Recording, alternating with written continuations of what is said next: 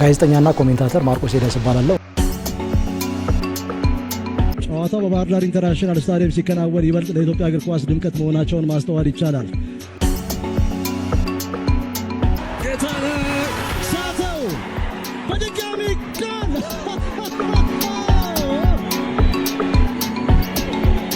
17 ሳምንት ጠብቋል። በዚህ ልክ ማርክ ፈረጆቹ የብላንደር ሚስቴክ የሚሉት አይነት ስህተት ነው። ምክንያቱም ምናልባት ጎል አዲዮሳና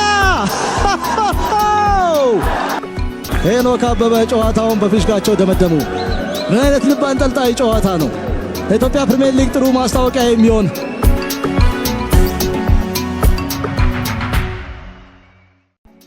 እንዴት ሰነበታችሁ አድማጮቻችን? ግሎባል ስፖርት ከማርቆስ ኤልያስ ጋር ከዚህ ሰዓት ጀምሮ ወደ እናንተ የሚደርስ ይሆናል። ከ12 ዓመት በፊት የተከሰተ አንድ አጋጣሚ ወደ ኋላ ተመልሰን የምናደርስ ይሆናል። በ2005 ሚያዝያ 27 በዕለተ እሁድ በፋሲካ ዕለት የተከሰተ አጋጣሚ ነው።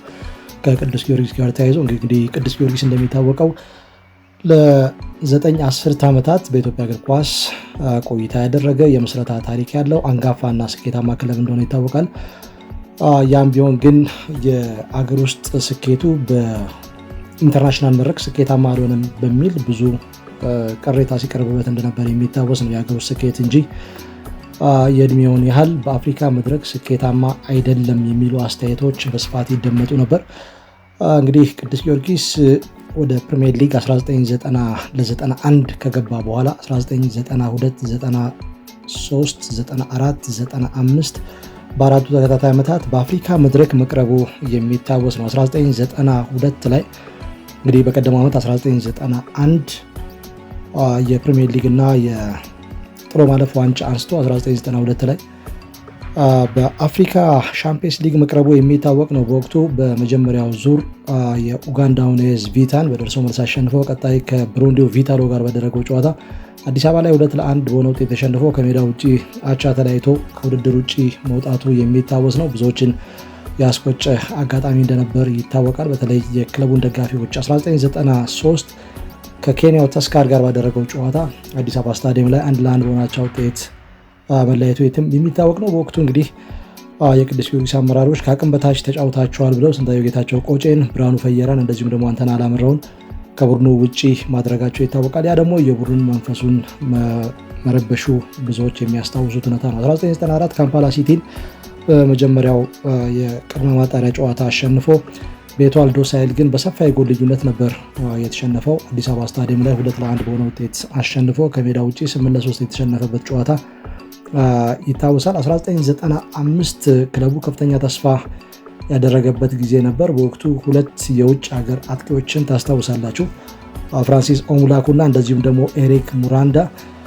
ስንታየሁ ጌታቸው ቆጬና እንደዚሁም ደግሞ አሸናፊ ሲሳይ ከቡድኑ ጋር የተለያዩበት ጊዜ ነበር። ከዛ ውጪ ሌላኛው ተጫዋች ቴዎድሮስ በቀለ ቦካንዴ ከቡድኑ ጋር አልነበረም። አዲስ አበባ ላይ ቅዱስ ጊዮርጊስ 1-0 በሆነ ውጤት እየመራ ነገር ግን 3-1 በሆነ ውጤት ተሸንፏል። 1992 ላይ በአሰልጣኝ አስራት ኃይሌ፣ 1993 በሰለሞን መኮንን ሉቾ፣ 1994 እና 95 በአሰልጣኝ ስዩም ከበደ ስር ነበር ሲሰለጥን የነበረው ቅዱስ ጊዮርጊስ በእነኚህ አህጉራዊ መድረክ ጨዋታዎች። ያንን ተከትሎ የክለቡ አመራሮች በተደጋጋሚ ባዩት ውጤት ደስተኛ ባለመሆናቸው ምክንያት ከ1995 ሐምሌ 10 ላይ በሸገር ደርቢ ቅዱስ ጊዮርጊስ ኢትዮጵያ ቡናን 2-1 በሆነ ውጤት ካሸነፈ በኋላ ዋንጫ አንስቶ ሲያበቃ በቀጣዮቹ ቀናት የክለቡ አመራሮች ከአሰልጣኝ ስዩም ከበደ ጋር በመገናኘት በቀጣይ የውጭ ሀገር አሰልጣኝ ነው የምናመጣው፣ አንተ ምክትል አሰልጣኝ ሆነ ከእርሱ ብዙ ነገር ትማራለህ፣ በአፍሪካ መድረክ ረዥም ርቀት መጓዝ፣ ቢያንስ 8 ውስጥ መግባት እንፈልጋለን፣ በሴካፋ ውድድር ደግሞ ሻምፒዮን መሆን፣ ከዛም አልፎ በምስራቅ አፍሪካ ስኬታማ መሆን እንፈልጋለን፣ የዞኑን ውድድር ወይም ደግሞ የዞኑን እግር ኳስ በበላይነት መፈጸም እንፈልጋለን የሚል እሳቤ ነበር የነበራቸው። በዛ የተስማማው አሰልጣኝ ስዩም ከበደ እንግዲህ ከሚስተር ሃንስ ቫንደር ፕሊዩን ጋር በመሆን ምክትል አሰልጣኝ ሆኖ ግማሽ ዓመት እንደቆየ ይታወቃል። በዛ ዓመት የኢትዮጵያ ብሔራዊ ቡድን አሰልጣኝ ሆኖ መስከረም ወር ላይ ቡድኑን ይዞ እንደነበረም የሚታወስ ነው። 1996 ላይ ግን ያው ግማሽ ዓመት ነው የቆዩት አሰልጣኝ ወይም ሚስተር ሃንስ ቫንደር ፕሊውም። ከዛ በኋላ ሴዶዶቪች፣ ሚሎቲን ሚቾ፣ ከዛ በኋላ ፌሩዲን ሚቾ በድጋሚ እስከ 2002 ድረስ ቆይታ እንዳደረገ ይታወቃል። 2002 ላይ እንደሚታወቀው ቅዱስ ጊዮርጊስ በሴካፋ የክለቦች ውድድር ላይ የፍጻሜ ተፋላሚ ሆኖ በኤፒአር ወይም አርቢ ፓትሪዮቲክ ኦፍ ሩዋንዳ 2-0 በሆነ ውጤት መሸነፉ ይታወሳል። ከቅዱ 7 ዓመት በኋላ እቅዱ ሊፈጽም ከጫፍ ደርሶ ነበር። ነገር ግን በጭማሪው ሰዓት በተቆጠሩበት ጎሎች ነው ስኬታማ ሳይሆን የቀረው። ከዛ 3 ዓመት በኋላ ደግሞ 2005 በአሰልጣኝ ማይክል ክሩገር እየተመራ ያደረገውን ጉዞ ሁላችንም የምናስታውሰው ነው። ከእቅዱ 10 ዓመት በኋላ የሆነውን ነገር እዚህ ላይ መመልከት ይኖርብናል። ለዛሬው ፕሮግራም መነሻችንም ይሄ ነው። በቅድመ ማጣሪያ ጨዋታ እንግዲህ ቅዱስ ጊዮርጊስ 2005 የካቲት ወር ላይ ከዛንዚባሩ ዡማህሪ ጋር ባደረገው ጨዋታ ከሜዳ ውጭ 3-0 አሸንፎ አዲስ አበባ ስታዲየም ላይ 5-0 በሆነ ውጤት ነው ያሸነፈው። በድምር ውጤት 8-0 ማለት ነው። ከዛ ውጪ በቀጣዩ ዙር ከማሊው ጆሊባ ጋር ነበር ያደረገው። አዲስ አበባ ስታዲየም ላይ 2-0 አሸነፈ።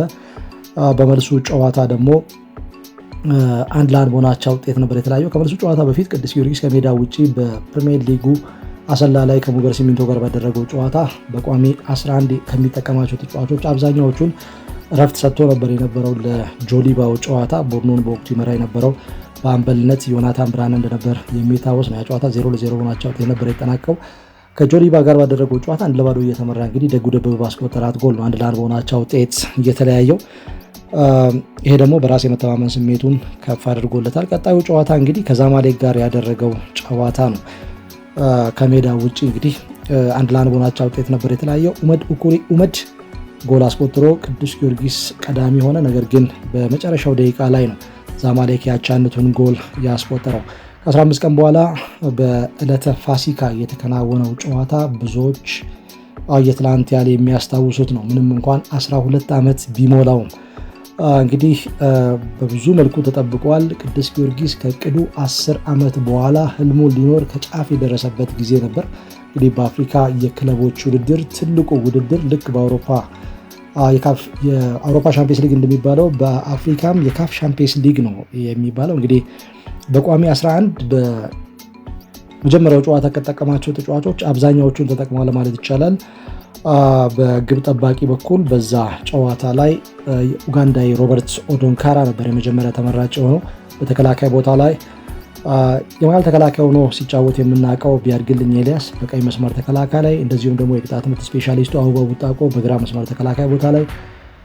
የመሃል ተከላካዮቹ የኢትዮጵያ ፕሪሚየር ሊግ 2 ጊዜ የዓመቱ ኮከብ ተጫዋች ደጉ ደበበ ከዩጋንዳዊ አይዛክ ሴንዴ ጋር ነበር የጣመረው። በ4-2-3-1 ፎርሜሽን የቅዱስ ጊዮርጊስ ደጋፊዎች ማዕበል አረጋጊው የሚሉት ተስፋዬ አለባቸው ቆቦ ከካሜሩናዊ ተጫዋች ጆሴፍ ዊሊያም ጋር ነበር የጣመረው።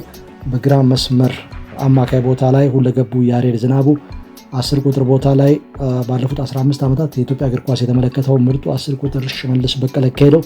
ከዛ ውጪ በቀኝ መስመር አማካይ ቦታ ላይ ከታች ካደጉ ተጫዋቾች መካከል አመለ ሸጋው ተጫዋች ዮናታን ብርሃነ፣ ፊት ላይ የ2006 የኢትዮጵያ ፕሪሚየር ሊግ ኮከብ ተጫዋችና ኮከብ ጎል አግቢ ኡመድ ቀዳሚውን ቦታ ወስደዋል። እንግዲህ በጨዋታው ላይ ቅዱስ ጊዮርጊስ ከዳፍ ወደ ሚስማር እንደዚሁም ደግሞ ዛማሌክ ከሚስማር ወደ ዳፍ ነበር ያጠቆ የነበረው። እንግዲህ ጨዋታው 1-1 ሆኖ ነው የመልሱ ጨዋታ የተከናወነው። ስለዚህ ዛማሌክ ከሜዳ ውጭ ጎል ማስቆጠር ነበረበት። የሰሜን አፍሪካ ቡድኖች ምን አይነት የጨዋታ ስትራቴጂ ይዘው እንደሚመጡ በየትኛው ሰዓት ላይ እንደሚያጠቁ ይታወቃል።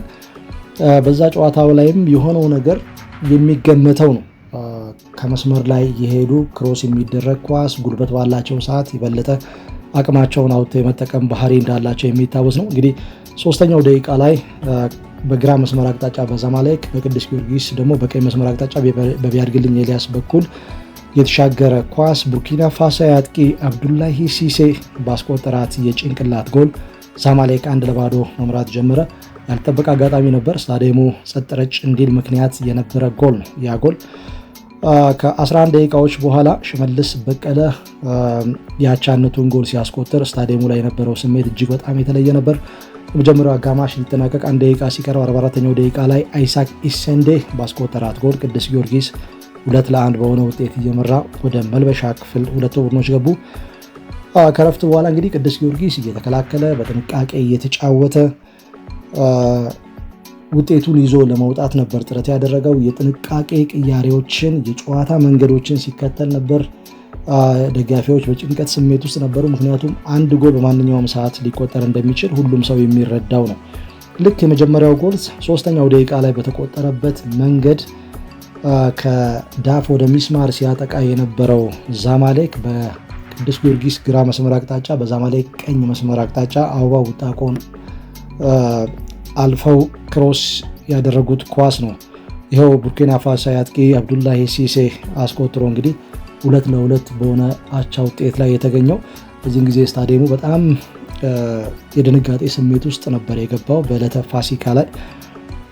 ከዛ በኋላ ቅዱስ ጊዮርጊስ አማራጭ የለውም። ዛማሌክ እየተከላከለ ቅዱስ ጊዮርጊስ ከመከላከል ወደ ማጥቃት ነው የተሸጋገረው። ምክንያቱም 2 እኩል ዛማሌክን ነው ወደ 8 ውስጥ የሚያስገባው። ከዛ በኋላ ሽመልስ በቀለ ጥሩ የጎል ማግባት እድል አግኝቶ ነበር። ኳሱን ከርል አድርጎ ፋርፖስት ላይ ለማስቆጠር ያደረገው ጥረት አልተሳካም። ኳሱ ወደ ውጭ ወጥቷል። እንግዲህ ከዛ በኋላ ሰዓትም አልነበረም። ዛማሌክ የተከላከለ ውጤቱ በዛው ተጠናቀቀ። ስታዲየም ላይ የነበረው የድባብ ስሜት እጅግ በጣም ፈታኝ ነበር ለቅዱስ ጊዮርጊስ ደጋፊዎች። ተጫዋቾች ሜዳ ላይ ሲያለቅሱ ነበር። ብዙ ልባቸው የተሰበሩ ደጋፊዎችም እንደነበሩ ሜዳ ላይ ማስተዋል ይቻላል። እንግዲህ እዚህ ቦታ ላይ ለመገኘት ቅዱስ ጊዮርጊስ 10 ዓመት ጠብቋል። ያ ጨዋታ እሁድ ሊከናወን ማክሰኞ ዕለት ከ5 ቀን በፊት ቅዱስ ጊዮርጊስ ከደደቤት ጋር በፕሪሚየር ሊጉ ጨዋታውን ያከናውን ነበር። ለኢትዮጵያ እግር ኳስ ፌዴሬሽን ከፊታችን ቁልፍ ጨዋታ አለን፣ ሀገርን ወክለን ነው የምንቀርበው፣ ስለዚህ ለሌላ ጊዜ ይተላለፍልን ብሎ ደብዳቤ ቢያስገባም ነገር ግን ተቀባይነት አላገኘም። በዛ ጨዋታ ላይ ቁልፍ ተጫዋቾችን አስቀምጦ በደደቤት በዛን ዓመት ሻምፒዮኑ ቡድን 3-1 በሆነ ውጤት መሸነፉ ይታወቃል። ዘካሪያስ ቱጂ እና እንደዚሁም ደግሞ ሌላኛው ተጫዋች የአማካይ ተከላካዩ ናትናኤል ዘለቀ ለመጀመሪያ ጊዜ ከታች ካደጉ በኋላ በቋሚነት ለዋና ቡድን የተሰለፉበት ጨዋታ መሆኑ ሁሉንም ነገር ሊነግረን ይችላል። በዛው ዓመት እንግዲህ የፕሪሚየር ሊጉን ዋንጫ ማግኘት አልቻለም ቅዱስ ጊዮርጊስ። በጥሎ ማለፍም የፍጻሜ ጨዋታ ከአሰልጣኝ ገብረመድህን ኃይሌው መከላከያ ጋር ተገናኝቶ በመለያ ዓመት መሸነፉ የሚታወቅ ነው። በእርግጥ ያደረ ውድድር ሆኖ 2006 ላይ የተከናወነ እንደነበር ይታወቃል። ኢትዮጵያን ወክለው እንግዲህ ደደቢትና መከላከያ በ2006 በካፍ ሻምፒየንስ ሊግ እና ኮንፌዴሬሽን ካፕ ላይ መቅረባቸው የሚታወስ ነው። እንግዲህ አሰልጣኝ ማይክል ክሩገር ናቸው። በተደጋጋሚ ቅዱስ ጊዮርጊስ የውጭ ሀገር አሰልጣኝ ሲያመጣ እንደነበር ይታወቃል። ሚስተር ሃንስ ቫንደር ፕሊዩምስ፣ ሮዶቪች ሚሎቲን ሚቾ፣ ቦስኒያ አሰልጣኝ ፌይሩዲን፣ ከዛ በኋላ ሚቾ በድጋሚ 2000፣ 2001 እና 2002 ከ1997 እና 98 በኋላ ነው ሰርቢያ አሰልጣኝ በድጋሚ ቅዱስ ጊዮርጊስን የተረከቡት። 5 ጊዜም የሊጉን ዋንጫ ማንሳታቸው ይታወቃል። ከዛ በኋላ 1982 የዓለም ዋንጫ አሸናፊ ጁሴፔ ዶሴና 2003 ላይ በዛው ዓመት ምክትል አሰልጣኛቸው የነበሩት ፔርሉጂ ዳንኤሎ 2004 ዋና አሰልጣኝ ነበሩ። በመሃል ዱሳን ኮንዲች እንደነበሩ የሚታወስ ነው። እኚህ አሰልጣኝ እንግዲህ 2005 ላይ ነው የመጡት። ከ29 ዓመት በፊት በኢትዮጵያ አቆጣጠር 1988 በኢሮፓውያኑ አቆጣጠር ደግሞ 1996 ላይ የግብፁን አረብ ኮንትራክተርስ ተረክበው እንደነበር ይታወቃል። ወይም የዛ ቡድን አሰልጣኝ ሆነው የአፍሪካ ካፕ ዊነርስ ካፕ አሸናፊ እንደነበሩ የሚታወቅ ነው። ጀርመናዊ አሰልጣኝ ከጨዋታው መጀመር በፊት የሰጡት አንድ አስተያየት ነበር። የግብፅን እግር ኳስ የአፍሪካን እግር ኳስ በሚገባ ጠንቅቆ ያውቃሉ እና እጅግ በጣም ከፍ ያለ ጥንቃቄ ማድረግ አለብን፣ ቁርጠኛ መሆን ይኖርብናል። ዛማሌክ ወደዚህ የሚመጣው በጣም ቁርጠኛ ሆኖ ነው፣ ለማሸነፍ ነው የሚመጣው። ከዛ ውጪ በአህጉራዊ መድረክ ያላቸው ልምድ እጅግ በጣም ሰፊ ነው፣ ከኔ ተጫዋቾች የበለጠ እጅግ በጣም ከፍ ያለ ነው የሚል አስተያየትን ሰጥተው እንደነበር ይታወሳል። ከጨዋታው መጠናቀቅ በኋላ ከፍተኛ የሆነ ወቀሳ ቀርቦባቸው ነበር። በተለይ የተጫዋቾች የታክቲክ አቀራረብ አቀያየር በተመለከተ እንግዲህ ደጋፊዎች ከፍተኛ ተቃውሞ አቅርቦባቸው ነበር። እርሳቸውም ራሳቸውን ለመከላከል እንግዲህ ተጫዋቾችን ተከላከሉ ብዬ አላዘዝኳቸውም። ኢትዮጵያውያን ተጫዋቾች በአካል ብቃቱ በኩል ችግር አለባቸው፣ ከ70ኛው ደቂቃ በኋላ አካል ብቃታቸው እየወረደ ይመጣል የሚል አስተያየትን መስጠታቸው ይታወቃል። እንግዲህ በሁለተኛው አጋማሽ ይጠበቅ የነበረው በመልሶ ማጥቃት እንቅስቃሴ ጎል ማስቆጠር ካልሆነ ውጤቱን አስጠብቆ መውጣት ነው። ለመልሶ ማጥቃት እንቅስቃሴ የሚመቹ ተጫዋቾች ነበሩ ሜዳ ላይ። ሽመልስ በቀለ ለዚህ የተመቸ ተጫዋች ነው። ዮናታን ብርሃነ፣ ኡመዱ ኩሪ። ከዛ ውጭ ከታዋቂ ወንበር ላይ ተነስተው ሲጫወቱ ከነበሩ ተጫዋቾች መካከል ፍጹም ገብረ ማርያም የሚጠቀስ ተጫዋች ነው።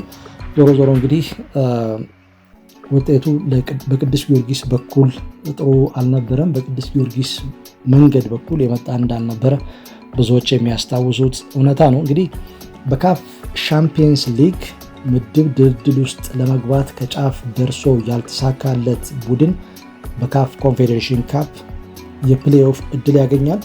ሁሉም ቡድኖች ይህንን እድል አግኝተው ነበር በወቅቱ። እንግዲህ ቅዱስ ጊዮርጊስም በወቅቱ በወጣው እጣ ከኢኤንፒፒአይ ጋር ነበር የተጫወተው። እንግዲህ ከዛ ዓመት 7 ዓመት ቀደም ብሎ ቅዱስ ጊዮርጊስ ከኢኤንፒፒአይ ጋር ተጫውቶ ከሜዳው ውጪ 0-0 ተለያይቶ አዲስ አበባ ስታዲየም ላይ ቢኒያም አሰፋ ባስቆጠረው ጎል 1-0 በሆነ ውጤት ነበር ያሸነፈው። ልክ ከኢኤንፒፒአይ ጋር እንደደረሰው ሲታወቅ ብዙዎች ያንን አጋጣሚ ነበር ሲያነሱ የነበረው። እንግዲህ አበባው ቡጣቆ በቀይ ካርድ ወጥቶ ከዛ በኋላ ቅዱስ ጊዮርጊስ የመጨረሻዎቹን 10 ደቂቃዎች በጭንቅ ስሜት ነበር ያጠናቀቀው። ያንን ታሪክ በማንሳት ይህንን ጨዋታ በድል እንደሚወጣ ደጋፊዎች ተስፋ ሰንቀው እንደነበር ይታወቃል። እንግዲህ አዲስ አበባ ስታዲየም ላይ መጀመሪያው ጨዋታ ተከናውኖ ቅዱስ ጊዮርጊስ 2-0 በሆነ ውጤት አሸነፈ።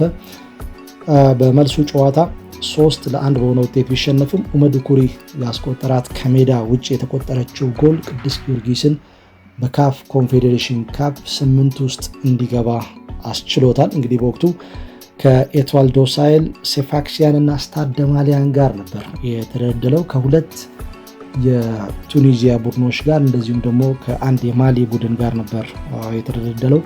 የመጀመሪያ ጨዋታውን ከስታድ ደ ማሊያን ጋር ባደረገው ጨዋታ አዲስ አበባ ስታዲየም ላይ 2-0 በሆነ ውጤት አሸነፈ። ሁለተኛውን ጨዋታ ከሜዳ ውጪ ስታድ ኤትዋል ዶ ሳሄልን 1-0 እየመራ ከዛ በኋላ 2-1 በሆነ ውጤት ተሸነፈ። ሶስተኛውና አራተኛው ጨዋታ ከሴፋክሲያን ጋር የተከናወነ ጨዋታ እንደነበር ይታወቃል። በወቅቱ እንግዲህ በአዲስ አበባ ስታዲየም ነሐሴ ወር ላይ እጅግ በጣም ከፍተኛ ዝናብ ጥሎ ነበር። ያ ሜዳ እጅግ በጣም ድንቅ ነበር። ሚያዝያ፣ ግንቦት፣ ሰኔ፣ ሐምሌ ላይ ዝናቡ ሲደራረብበት ተደጋጋሚ ጨዋታ ሲከናወንበት ግን ሜዳው እጅ ሰጥቶ እንግዲህ ለመጫወቻነት አመቺ አልነበረም። ያንን ተከትሎ የቅዱስ ጊዮርጊስ ስፖርት ማህበር አመራሮች 5 ሲኖትራክ አሸዋ ሜዳው ላይ እንዲፈስ በማድረግ ለጨዋታው እንዲደርስ ነበር ጥረት ያደረጉት። ነገር ግን በጨዋታው ዕለት ሌላ ተጨማሪ ዝናብ ዘንቦ እንግዲህ ቅዱስ ጊዮርጊስ በዛ ጨዋታ 3-1 በሆነ ውጤት መሸነፉ ይታወቃል። ኡመዱ ኩሪ ብቸኛውን ጎል ለቅዱስ ጊዮርጊስ ያስቆጠረ ተጫዋች ነው። በቀጣይ ቡድኑ ከሴፋክሲያን ጋር ከሜዳ ውጭ ባደረገው ጨዋታ ቱኒዝ ላይ 1-0 በሆነ ውጤት ተሸነፈ። በዛ ወደ ማሊ ተጉዞ በስታድ ደ ማሊያን 1-0 ተረታ። 83ኛው ደቂቃ ላይ የተቆጠረ ጎል እንደነበረ የሚታወስ ነው። መስከረም 2006 ላይ አዲስ አበባ ስታዲየም 3 ነጥብ ይዞ ነው የመጨረሻ ጨዋታውን ያከናወነው። 0-0 ናቸው ውጤት ነበር የተለያየው ከኤትዋል ዶ ሳሄል ጋር ባደረገው ጨዋታ። እንግዲህ ማግኘት ከነበረበት 18 ነጥብ 4ቱን አሳክቶ እንግዲህ ሁለት ቡድኖች ወደ ግማሽ ፍጻሜ በሚገቡበት ውድድር ሁለቱ የቱኒዚያ ቡድኖች ተያይዘው ወደ ቀጣዩ ዙር ማለፋቸውን የምናስታውሰው ነው። እንግዲህ ከየካቲት 2005 እስከ መስከረም 2006 ቅዱስ ጊዮርጊስ ከጁማሃሪ ጨዋታ ጀምሮ እስከ ኤትዋል ዶ ሳሄል ድረስ 14 ጨዋታዎችን ነው ያከናወነው በ7 ወራት ጊዜ ውስጥ። በዛው ዓመት መጨረሻ ላይ 2005 መጨረሻ ላይ ሰላዲን በርጌቾን፣ ሳሙኤል ሳኑሚን እና ምን ያህል ተሾመን በማስፈረም ለቀጣይ ዓመት ይበልጥ የተዘጋጀበትም ጊዜ እንደነበር ይታወቃል። ከውድድሩ መጠናቀቅ በኋላ በጥቅምት ወር 2006 የቅዱስ ጊዮርጊስ ስፖርት አመራሮች በሸራተን አዲስ ጋዜጣዊ መግለጫ ጠርተው እንደነበር የሚታወስ ነው። እንግዲህ በዚህ ጋዜጣዊ መግለጫ ላይ ብዙ ነገሮች ተነስተዋል። ከጋዜጠኞቹም የተለያዩ ጥያቄዎች መጠየቃቸው የሚታወቅ ነው።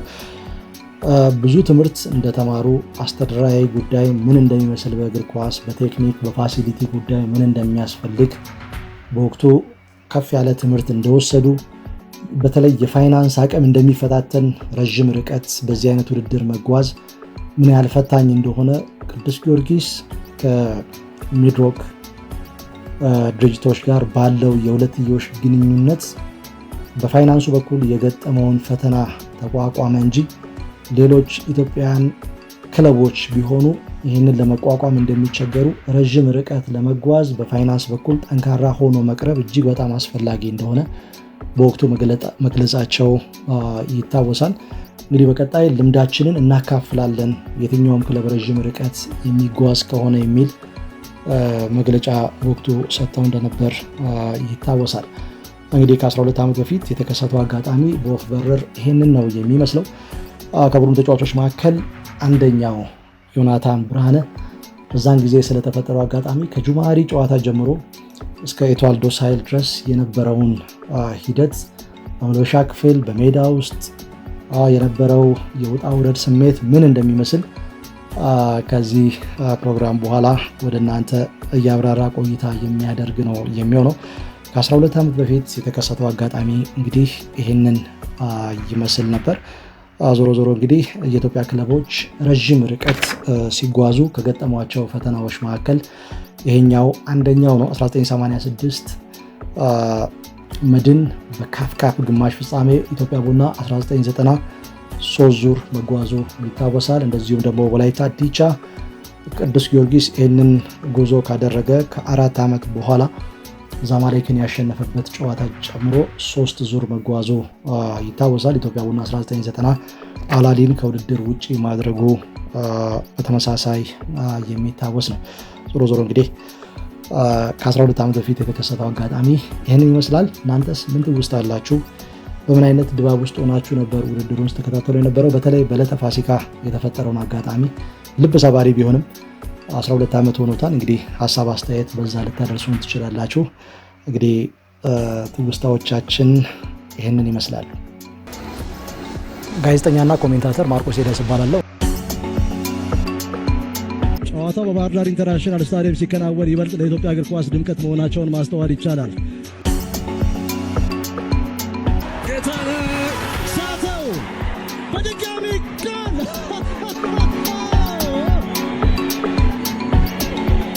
17 ሳምንት ጠብቋል። በዚህ ልክ ማርክ ፈረጆቹ ብላንደር ሚስቴክ የሚሉት አይነት ስህተት ነው። ምክንያቱም ምናልባት ጎል አዲዮሳና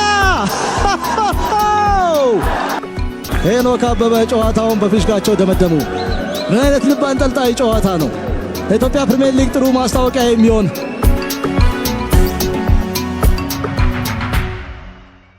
የዛማሌክ ጨዋታ የመጀመሪያው መነሻችን የነበረው ያው የመጀመሪያው ጨዋታ አዌ ማች ነበረ። ከሜዳችን ውጪ በግብጽ ነበር ጨዋታው። የዛኔ ግብጽ እግር ኳስ በደጋፊ ሳይገባ ነበር ጨዋታዎች የሚደረጉት። አንዱ ከጸጥታ ችግር ጋር በተገናኘ ነበርና ያ ደግሞ ተጋጣሚ ቡድኖችን በአንጻራዊ ከባድ ወይ ደግሞ በስነ ልቦና ሊረብሽ የሚችል የስቴዲየም ድባብ ሳይኖር የመጫወት እድል ያገኛል። አንዳንዴ እንዲያውም የኒውትራል ስታዲየም ይመስል ነበርና ያን ነገር አስበን ነበር ሄድ ነው። ነገር ግን ያው የመጀመሪያዎቹን የቻምፒየንስ ሊግ ሁለት ጨዋታዎች ያው ፕሪሊሚናሪ ስቴጅ የሚሉት አለ። የመጀመሪያው በተለይ ደግሞ የጁማሪ የሚባለው ቡድን ዛንዚባር ተጋጣሚ እንደመሆኑ እውነት ለመናገር ከደረጃ በታች ነበር። ከኛም እንኳን ስታንዳርድ ዝቅ ያለ ቡድን ነበር። እነሱን በቀላሉ አሸንፈን አለፍን። በመጠኑ ኮንፊደንስ ጌን አደረግን። ሁለተኛ ጨዋታችን ከጆሊባ የሚባል የማሊ ቡድን ነበር። ብዙ ታሪካቸውን ባላውቅም ግን እንደ ምዕራብ አፍሪካ ቡድን ጠንካራ ጎን ይኖራቸዋል፣ ተመሳሳይ የሆነ ጠንካራ ጎን ይኖራቸዋል ብለን አስበን ነበረ። እነሱም ጠንካራ የሚባሉ ነበሩ። በሌሎቹ በጣም ደረጃ ባይሆኑም ግን ራሱን የቻለ ተፎካካሪ ጨዋታ ነበር፣ ኮምፒቲቲቭ ነበረ። በተለይ እሱን አሸንፈን ስናልፍ በጣም ተስፋ አደረግን። ዛማሊክም ቢሆን የማለፍ እድል ይኖረናል ብለን አስበን ነበረ ድልድሉ ላይ ስንደርስና ያ ደግሞ አንዱ እሱ ነው። ሁለተኛ ደግሞ ለመጀመሪያ ጊዜ ነው ዛማሊክን ካለፍን በበፊቱ የካፍ ቻምፒየንስ ሊግ የአጫዋት ወይ ደግሞ ፎርማት መሰረት ሶስተኛውን ሁለተኛው ፕሪሊሚናሪ ወይ ደግሞ የጀማሪው የሚባለው የመጀመሪያው መነሻ ጨዋታ ከዛ በኋላ አንደኛና ሁለተኛ የሚባሉ ጨዋታዎችን ካደረግን በኋላ ወደ 8 ውስጥ ነው በቀላሉ በቀጥታ የምንገባ። ይሄ ደግሞ በኢትዮጵያ እግር ኳስ ታሪክ የመጀመሪያው የክለቦች ትልቁ አቺቭመንት ነው የሚሆነውና ይህን ካሸነፍን የተሻለ ገንዘብ የተሻለ ይሄ በካፍ ራሱ የሚሰጠው ኮንሰንትሬሽን የዳኞች መደባ እንደዚህ ይሄ ማች ፊክሲንግንም የማለፍ እድል እንደዚህ እንዲህ አይነት እድሎች ሰፊ ናቸው የሚሉት ጥራቱ እየተጠበቀ ስለሚሄድ እዛ ውስጥ መግባት እንደ ትልቅ አቺቭመንት ስለነበረ ሁላችንም ውስጥ ተነሳሽነቱና ኮንፊደንሱ በአንጻራዊ የተሻለ የሆነ ነበር እና እዛ ስንሄድ አስታውሳለሁ ወደ ጨዋታ ከመሄዳችን በፊት ግብጽ ጥሩነታቸው በተለይ ሰሜን አፍሪካ ቡድኖች በአገባቡ ነው የሚያስተናግዱ። ከፕሌን ከወረድክ ጀምሮ ተገቢው የትራንስፖርቴሽን ይሰጥሃል፣ ተገቢው ኒትሪሽን አመጋገብ ያቀርቡልሃል፣ ተመገቢው ሆቴል ሙሉ አኮሞዴሽናቸው ምንም አይነት ኮምፕሌን እንዳይኖር አድርገው ነው የሚንከባከቡ። ስለዚህ ከዛ አንጻር ጥያቄዎች አልነበሩንም አይኖሩም እና በዛ በጣም አፕሪሼት አደርጋቸዋለሁ እና እዛ ከደረስም በኋላ ወደ ጌም ከመሄዳችን በፊት ትዝ ይለኛል የአህሊ ደጋፊዎች መጥተው ለእኛ ሲያበረታቱን ሲያጨበጭቡልን ሞራል ሲሰጡን ነበር። ምክንያቱም ዛማሊክ እንድንጥልላቸው ይፈልጉ ነበረ። ያው በተቃራኒው ከአህሊም ጋር ብንጫወት የዛማሊክ ደጋፊ ይህን ያደርጋል ብዬ አስባለሁ እና ዝግጅቱ ጥሩ ነበረ። እዛ በነበርንባቸው ጥቂት ቀናቶች ውስጥ ሜዳው በማታ መስራት ትችላለህ፣ በቂ ብርሃን ባለበት ሁኔታ ውስጥ ልምዶችን ታደርጋለህ። ትልቅ ሆቴል ነበር ያዙልን፣ ምንም አይነት ኮምፕሌን የለም እና በጣም ጥሩ ነበረ እና ጨዋታው ካሰብነው በላይ ደግሞ ሜዳው ውስጥ ከገባን በኋላ እኔ እንኳን በግሌ ካሰብኩት ወይ ደግሞ ኤክስፔክት ካደረግኩት በላይ በጣም ይሄ በቀላሉ በአንድ ሁለት ጨዋታዎች መቁረጥ የምንችልበት እድሎች እንደነበሩ ፖሴሽን መያዝ፣ መቀባበል፣ ሁለተኛ ፔኔትሬት ማድረግ የምንችልበት እድል እንዳለን ጨዋታው ውስጥ ነው ኮንፊደንሳችን ጌን እያደረግን እያደገ ሄደው ግሮ በቃ እያደገ ሲሄድ አስታውሳለሁኝ የመጀመሪያው አዌይ ማች ማለት ነው እና ዛማሊክ እንዲህ ነው እንዴ ብለህ እንድታስብ የሚያደርጉ እንቅስቃሴዎች ይፈጠሩ ነበርና በጣም በጠበቅኩት ደረጃ በጣም ኢንቴንሱ ነው። በጣም ቀዳዳዎችን እየዘጉ ከባድ ቦታዎችን እየዘጉ ምናምን እንትን አይሉንም ነበረ። በቀላሉ ኪስ የሚባሉ ቦታዎች ላይ በአንድ ሁለት እንድንቀባበል ይፈቅዱልን ነበርና እኔ ከኔ ጀርባ ቢያድግልኝ ነበርና ቢያድግልኝም በባህሪው ኳሶችን መሬት አድርጎ የመጫወት አንዳንድ ኦቨር ኮንፊደንስ ወይ ደግሞ አንድ ፕሮፌሽናል የሆነ ደረጃ የሚደርስባቸው እንቅስቃሴዎች ቢኖሩም ግን በተፈጥሮ ኳስን በመሬት መጫወት እንዲሁም ደግሞ ሪስክ መውሰድ አጭር መቀባበልን ያተኩር ነበር እና እኔ እሱ ሽመልስ በቀለ ሆነን ትሪያንግሎችን እንሰራ ነበርና በቀላሉ ፖሰስ የማድረግ እንዲሁም የሆነ ጊዜ ረዘም ላለ ደቂቃ ኳሱን ፖሰስ ስናደርግ ቪዲዮ ፖስት ተደርጎ ሲታይ ነበርና ጨዋታው በዛ መንገድ አስታውሰዋለሁ። በተለይ ዛ ሜዳ ላይ ደግሞ በጣም ደስ የሚል ሜዳ ነው ያለውና ፒቹ በጣም ጥራት ስላለው በቀላሉ ዋን ተች ቱ ተች እንድትጫወት ያግዛልና ያ በጣም ደስ የሚል ነበር። ከዛ በኋላ እዚህ ስንመጣ ደግሞ ያኛው ኮንፊደንስ ሰጥቶን ነበረ። ያው ኡመድ ባገባው ጎል 1-0 መራን። ከዛ በኋላ 1-1 ነው ያለቀው ጨዋታው።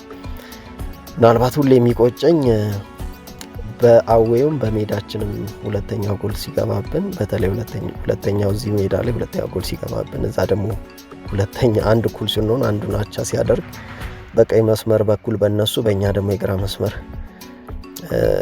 ባደር 1-1 አበባውን አልፎ ነበር ልጁ ማይነስ ያደረገውና ተመሳሳይ በሆነ መንገድ ጎሎች ሲገቡ ያ ነገር መለሰው እየሳስበው ይቆጨኛልና ወደዚህ ስንመጣ ያን ነገር መዝጋት ወይ ማሻሻል እንዳለብን ተነጋግረን ነበርና እዚህም ቅዱስ ጊዮርጊስ እንደ ክለብ ለእኛም ጥሩ ኮንሰንትሬት ፎከስ እንድናደርግ ለቀናቶች በኢንተርናሽናል ሆቴል ተቀምጠን ልምዳችን እያደረግን ነበር የቆየ ነው። ከዛ ያው አጋጣሚ እዚህ ስንመጣ የበዓል ቀን ነበር ጨዋታውን የተደረገው እና በጨዋታው ላይ ያው መጠንቀቅ እንዳለብን እናውቅ ነበረ። በሞመንቶች ነገሮችን ሊቀይሩ የሚችል በጣም ኤክስፔሪንስ ሪች ኤክስፔሪንስ የሆኑ ተጫዋቾች እንዳሏቸው እንደ ክለብ ደግሞ ያው የታወቀ ነው። ዛማሊክ ከአህሊ ቀጥሎ ይመስለኛል አፍሪካ ላይ ከቲፒ ማዜምቤ በፊት ትልቅ ውጤታማ የሆነ ክለብ ነው። ስለዚህ ኤክስፔሪንሱ እንደ ቀላል የሚታይ አይደለም። እንዲህ አይነት ኢንቫይሮንመንቶችን፣ እንዲህ አይነት ሜዳዎችን፣ እንዲህ አይነት አዌ ጌሞችን በደንብ አድርገው ማኔጅ አድርገው ስለሚወጡና ስለሚያሸንፉ ኤክስፔክትድ ነበርና በጥንቃቄ ነገሮችን መወጣት እንዳለብን ተረዳን። ገና በተጀመረ ደቂቃ ውስጥ ነበር ጎል ያገቡብን። ከዛ ግን ያው ጨዋታውን እስከ መጨረሻው ድረስ ፎከስ አድርገን መቀየር የምንችልበት እድል አለ ብለን ስላመንን ጨዋታውን አንድ እኩል ቆንጆ በጣም ቆንጆ ተሻጋሪ ኳስ ያሬድ ሰጥቶት ሽመልስ በጣም ቆንጆ ቴክኒክ ተጠቅሞ ቮሊ አየር ላይ የመጣውን ኳስ በጥሩ ቴክኒክ አገባው። ከዛ በኋላ ጨዋታውን የበለጠ ኮንፊደንሳችን እያደገ ሄደ። ከዛ በኋላ ሁለተኛ ጎል አስገባን አስቆጠርን በመጀመሪያው አጋማሽና ያን ጨዋታ በተለይ በግሌ ሳስታውሰው በጣም ኦልሞስት በደብል ተከላካይ ይጫወት ነበር የሚመስለው። እኔ ከተከላካይ መስመር ተከላካይ ፊት ሆኜ በእኔና በመስመር ተከላካያችን በተለይ በአበባው መካከል ክፍተት እንዳይኖር በጣም እጥር ነበረ እና በዛ መንገድ ብዙ ተሻጋሪ ኳስ እንዳይኖር አንድ ለአንድ ብዙ እንዳይገኝ ደብል እየሆንኩ ነበር ማግዘውና ሞሮፍ ታክቲካል ጌም ነበረ። ፍሌራ ብዙም አልነበረኝም። ኢንተርቴን ብዙ የምታደርገው አይነት እንቅስቃሴ አልነበረኝም በግሌ ሳስበውና ግን በቃ ውጤት ይዘን መውጣት አለብን፣ ታሪክ መስራት አለብን፣ የተሻለ ሽልማት ማግኘት አለብን የሚል እነዚህ ሁላ ለራሳችን ሞቲቬት ነበሩ እና ያ ሞቲቬሽን ተጠቅመን እስከ መጨረሻው ሄደን ነበረ። ከዛ በኋላ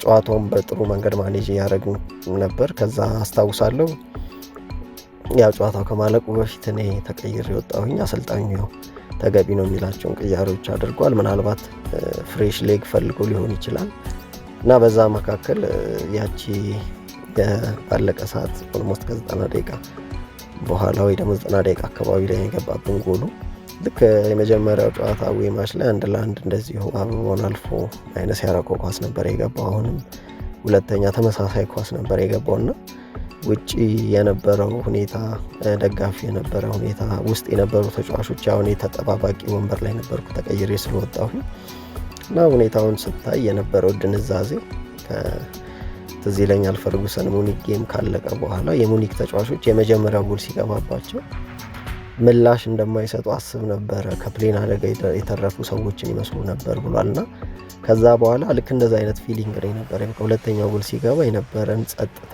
የነበረን ድንጋጤ ኦልሞስት ኮማ ውስጥ ገብቶ ለሰዓታት መንቃት የማይችልን ሰው ነበር የሚመስለውና ከዛ በኋላ ያው ምላሽ ለመስጠት ጊዜም ሞራልም አቅምም አልነበረምና ያው ከዛ ውጤቱ ብቻችን ገብቶ የነበረ ውጤት ነው ያጣ ነው።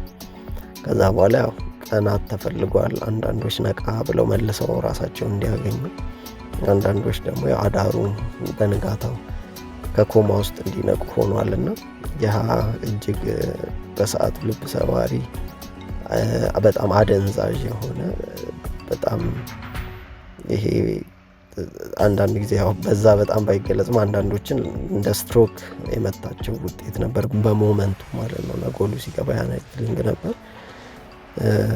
የዛማሊኩ ሁኔታና ዝግጅቱ ውጤቱ በጣም በዚህ ሁኔታ ነበር ማስታወሰው። ጋዜጠኛና ኮሜንታተር ማርቆስ ሄደስ እባላለሁ። ጨዋታው በባህር ዳር ኢንተርናሽናል ስታዲየም ሲከናወን ይበልጥ ለኢትዮጵያ እግር ኳስ ድምቀት መሆናቸውን ማስተዋል ይቻላል። ሳተው በድጋሚ ጎል